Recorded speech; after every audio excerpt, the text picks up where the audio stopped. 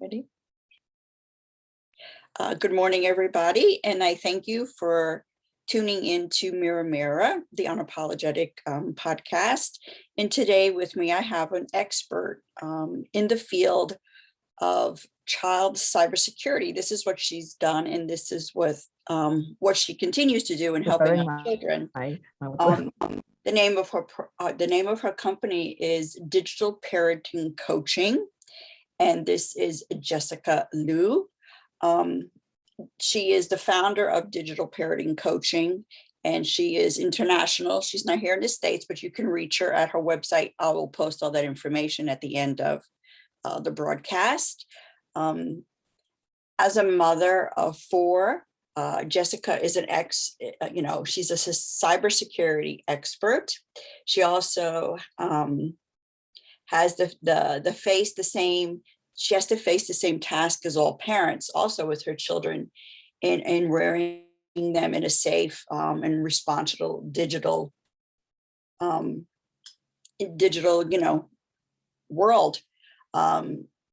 We are living in a digital era, and hence we need new skills as digital parents for our children. She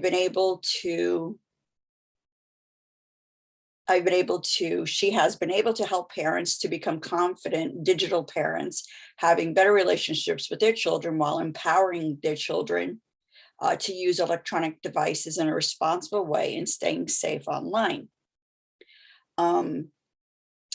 What she specifically is going to talk about today is she's going to give you some tips and tools on how to do this.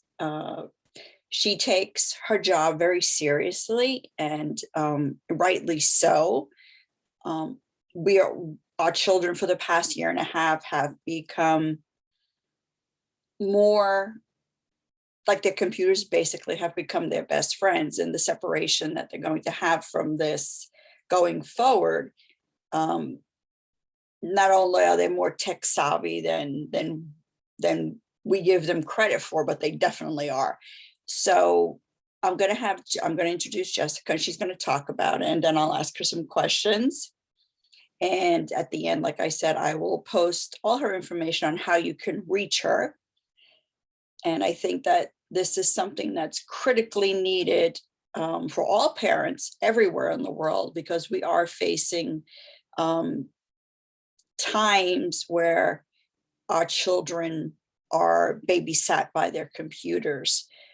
So I'm introduced Jessica. This is Jessie Liew, and she will speak about what she does. Hi, Jessica. Welcome to Mirror Mirror. I appreciate you coming on today.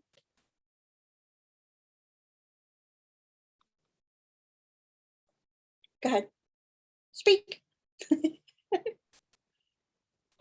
Hi. So yeah, sorry, just now the network was actually so I'm like losing, some of the parts. But can you repeat back what you're actually asking me? Sorry. Oh, I introduced you, and I said that you were going to explain the kind of work you do with children and educating them and their parents, or more so the parents, educating them on digital cybersecurity. The screen is yours. Okay, great. So basically, hi everyone. My name is Jessie, and I'm a founder of Digital Parenting Coaching. So basically, this is what I do. I help parents to establish better relationship with their children while empowering them to use internet and technologies in a responsible way and staying safe online. So basically, I think the tech and the children's nowadays is very hard to be separated, because especially during the pandemic, with the hybrid situation, some of it is online and some is physical class. For currently my situation right now, I'm in the lockdown. So most of my children's online journey is really on the online, which is an online classroom. So I felt that there's it's hard to really separate, and instead of shying away from technologies and, internet, I think we should actually empower and teach our children, so that they can use internet for their enrichment and at the same time able to stay safe online. And, instead of just having, shying away from the internet and technologies. That's perfect. So as a parent myself, well, my children are older, but I have grandchildren that now are totally immersed into, into this technology, not only with YouTube, gaming, and, they're pretty much, even though we have all these parental controls that we put on the computers for them, they still have ways to bypass this.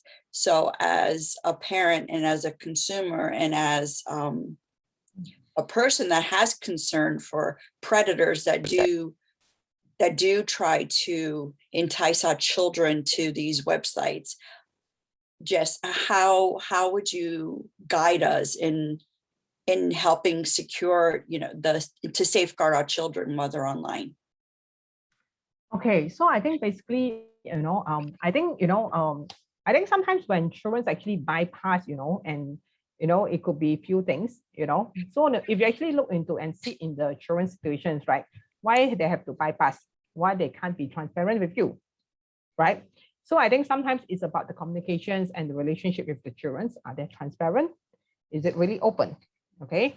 And then second thing is it's also about, like, sometimes they do not know that this is the values that you are actually promoting, because, I think a lot of families, they don't really define their family values. So, so when you don't define your family values, the children do not know what are the values is expected in the family, right? Because bypass in some way is, is against of integrity, right?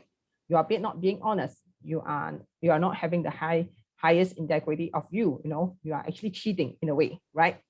So, so I actually always say that, the fundamental of parenting has not changed, So it's actually really comes back, to the family fundamentals. Is number one, what are the family values that you promote? Then the second is, how's your relationship with your children? So these are the two things. Yeah. So in your coaching, do you work with the parents themselves, or do you work with the parents and the children both on not only helping them come back to the basic integrity of family unit, but also enhancing in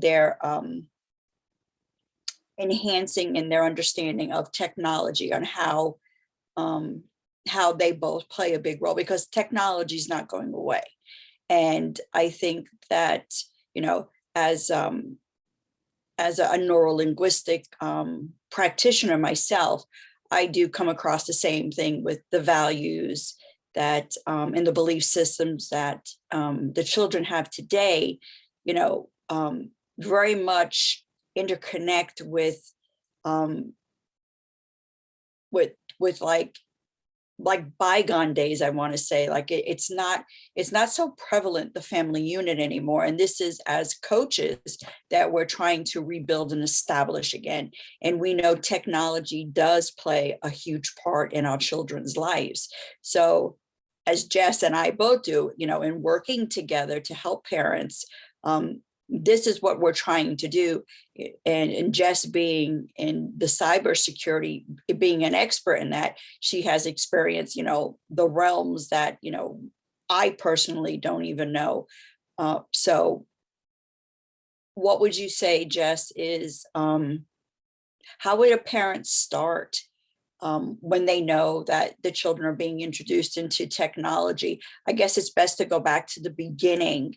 So then you can go from the beginning and then move forward. And then we can go with some, teenagers, they know their phones and, all these other technologies that they have access to. And maybe you can help them, or the parents, to, safeguard them, or have a conversation around those issues that we know are out there, that I think that we all want to pretend that doesn't exist, but we know that it's not true. We know that this world, and that there are people in it that are dangerous to not only ourselves, but our children. Our most precious, commodity is our children. And you can't turn a blind eye anymore to what's happening in the world with sexual trade, with children, the underground, and all this that's happening. But I'm going to let Jessica talk about that, because I'm sure, her being in that field, she must see and hear a lot about that. Go ahead. Okay.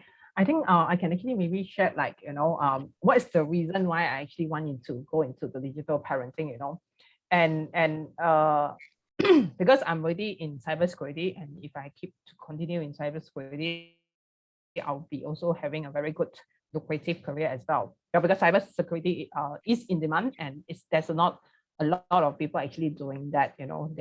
There's very lack of resources and talents on that.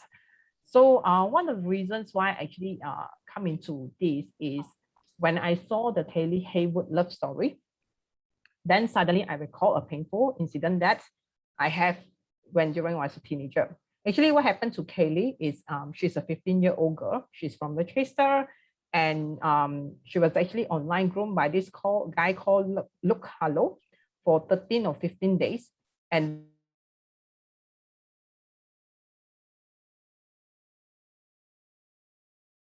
then she was actually published by the police of Manchester, and after asking the permissions from the parents, and then it was actually published and actually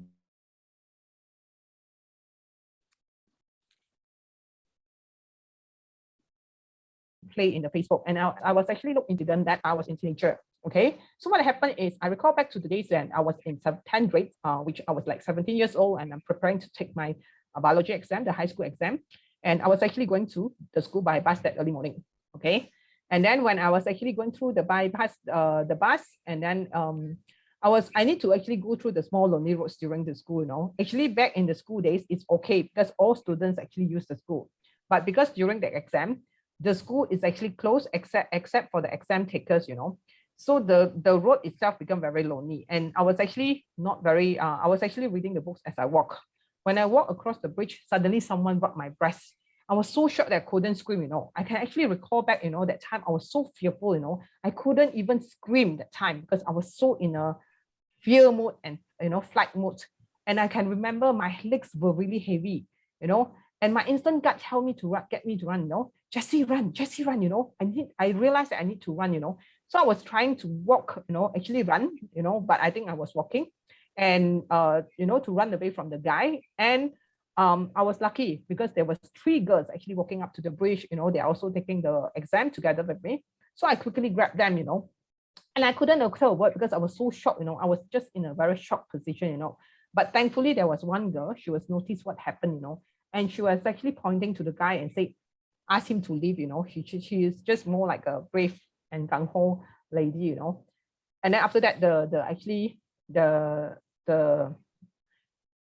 girls walked me back to the school, And why I actually want to point that, if when Kaylee Haywood was running away from that guy, she was so fearful. And when I was actually encountering this event for like few minutes, because it was very short, I just run across the bridge, go down the bridge, and already met the girls, I can actually see that how frightening for her, during the moment before her last day, So this is very dear to me because number one, I have children, and online predators are really actually being out there, and there's a lot of news and statistics say that, especially during the pandemic, most online predators are known. Most children are online because the parents need to work from home. They have too many things to juggle. And guess what? The tech is the best way to spend time for the children, right? So that's number one. And then secondly, the child pornography business is actually very lucrative, and there's a lot of people actually involved in this kind of business. And by, and usually children are very naive, and they will just do whatever the adults, the strangers, which is to them is the adults, which they think they trust, and they will just do it for them. And I think that there's also a news that in Philippines where there's a streaming of child pornography, streaming online, and you'll be surprised that how many sick people will actually really watch it. I remember there's a newspaper from the Australia, even the housewife is actually watching it. I do not know how sick, but sometimes there are a lot of sick people just out there, just watching all this child pornography. And when you do not protect your children from all these things, your children is really susceptible to all this. Absolutely. And it's not here because we're trying to scare you that we're doing this. We're bringing awareness to you because we're out here in the world, and Jess is dealing with this, cybersecurity, on that end of it. And then I'm dealing with the children that are, or that have been made aware of the predators that were online. So, it's a community of us and all, and we need the parents to be involved, to be aware of what their children doing, 24/7. And I know it's not easy, that you work and everything like that, but safeguards do need to be put in place, because as of now, the percentage is so high, it's higher than it's ever been in all the world, with children being enticed by predators online. And even though we think that it's a safe place because they could be watching a YouTube channel or, surfing to get some answers to their questions for school or something like that, predators are extremely intelligent and know how to work the internet and know how, when, and why to do all these things. So it's better to be educated and to reach out to a coach like Jessie, because she has the know-how on to help you safeguard your children. Because that's the whole thing is that, Jessie can help you stop this before they have to come to me. And then we're dealing with, a whole other different kind of, reality for them. They've been traumatized, and you've been traumatized, and and that lasts a lifetime. So, I invite you, I challenge you, not even invite you, I challenge you to go to her website and, have a meeting with her. She has the most informative content, and she's such an educational person. It's just amazing what you can learn. The things that you think that you don't know. Believe me, you really don't. And is there anything else, Jess, that you can tell us that maybe give some tips and tools to parents so they have some kind of awareness when they know something, besides instinctual, their gut's telling them something's not right? What are some things maybe that they can look towards or look out for their children, to knowing that something is not right or something maybe is going on? Even with, we know that it's not always, an adult that's a predator. There's also, any age, any gender, any ethnicity, it doesn't matter. This is the world, and we're so open to everything coming into us that we have to build this understanding in our children that, just because someone may talk nice to you or may say things that you want to hear, we need to educate them.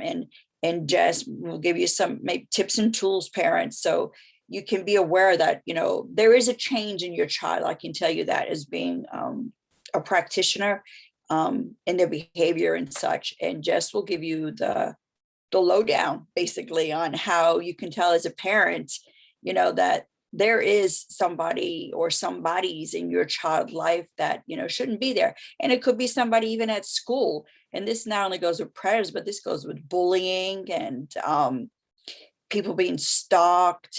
It's rampant. And I'm sure that, as a community in the world, you only know the percentage. But we actually know the real story, because we're dealing with the onslaught of what's happening to children today. So Jess, if you want to speak on that, and maybe give some parents some tips and tools on how they can know or feel that something is not right, with their children.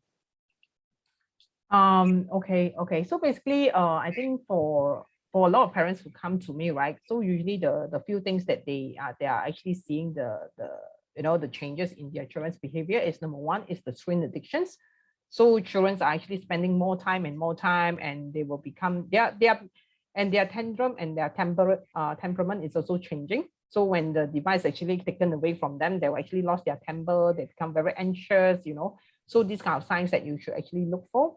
And also that second thing is about the content that they're exposed to, because sometimes when the content is being exposed to children many, many times, right, it's just normalize the mindset and the behavior of children. Because when you believe this is the right, you will behave like that.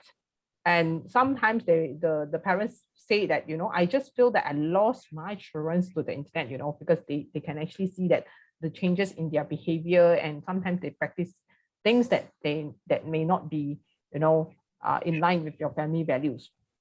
Okay. And then that, and especially when they are very secretive about their online, they are not willing to show you what they are doing. They try to hide everything, these are also the signs that you should actually look for.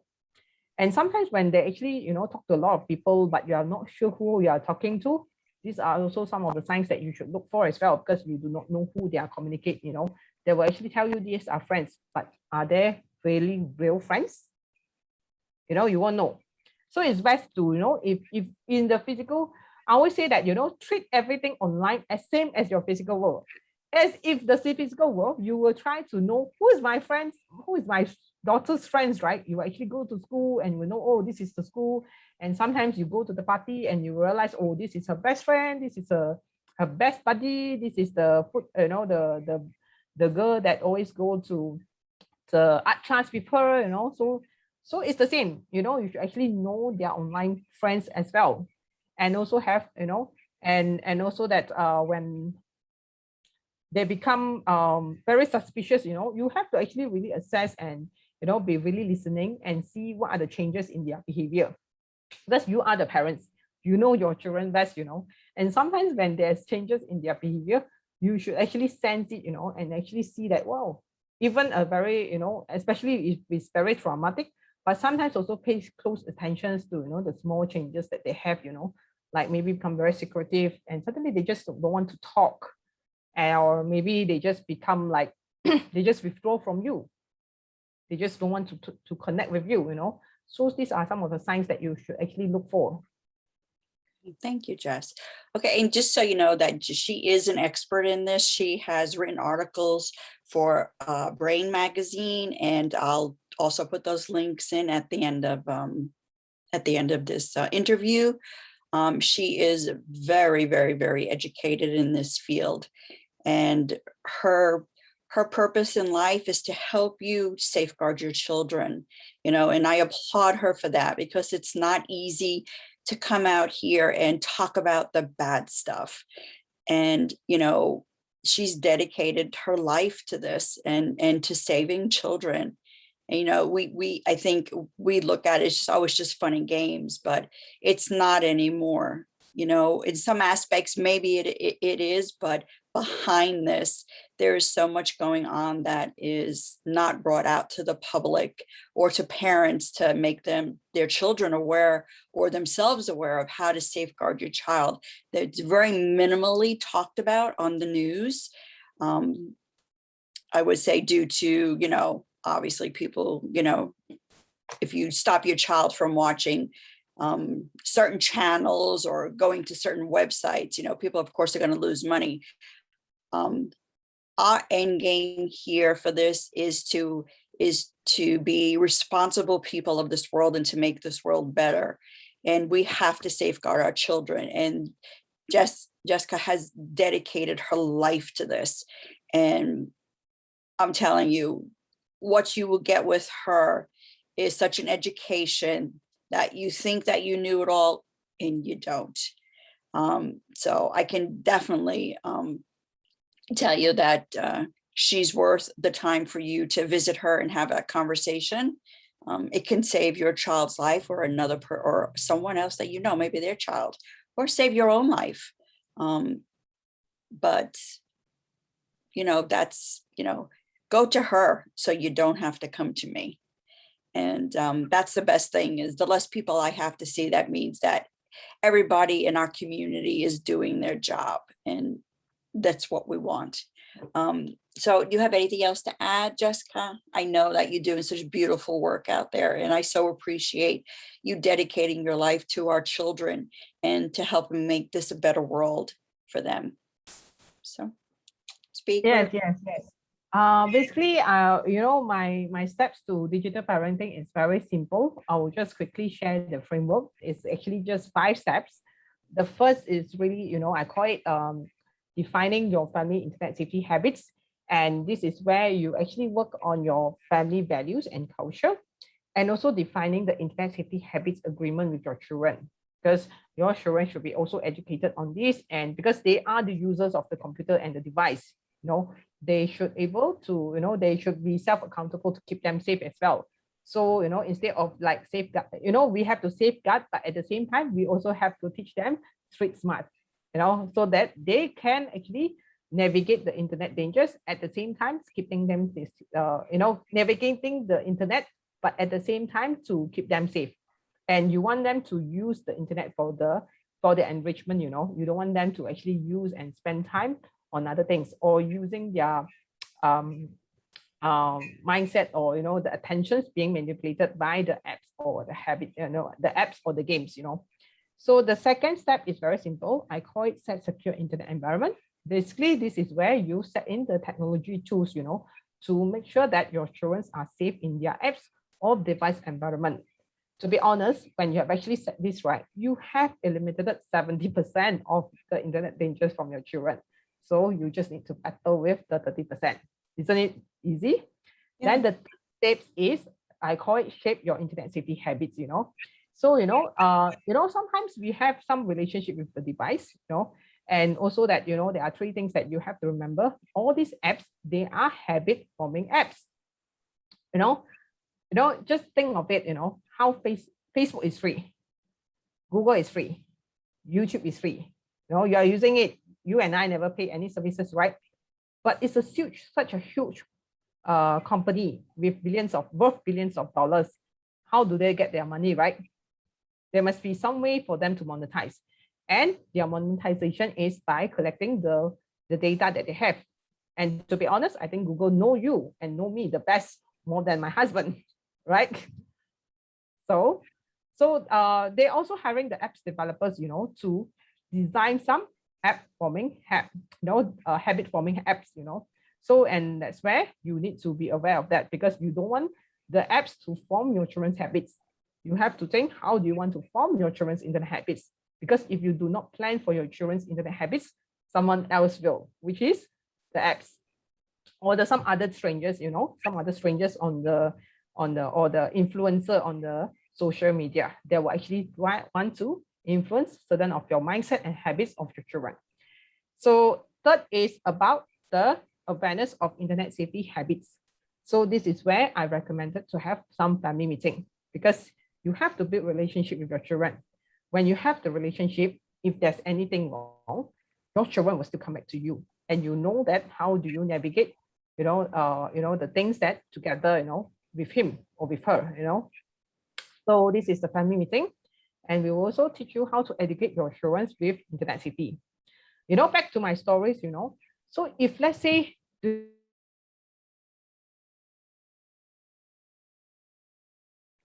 the children do not know the internet dangers that exist, like me, because I never thought that there will be somebody will be waiting at the bridge for me, and I was actually careless. I was reading books as I walk.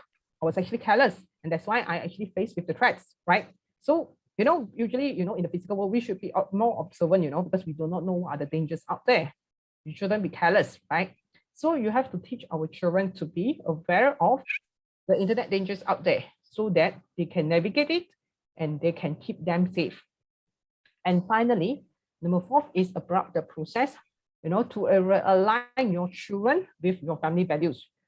Things will still happen, And I would say that we cannot be our children 24/7, although we like with, but I'm a mother of 4. I can't be with my 4 children at the same time, right? Because I also have my time for work. I'm also a mom, I'm also a wife, and I'm also a daughter, So we have a lot of things on our plate.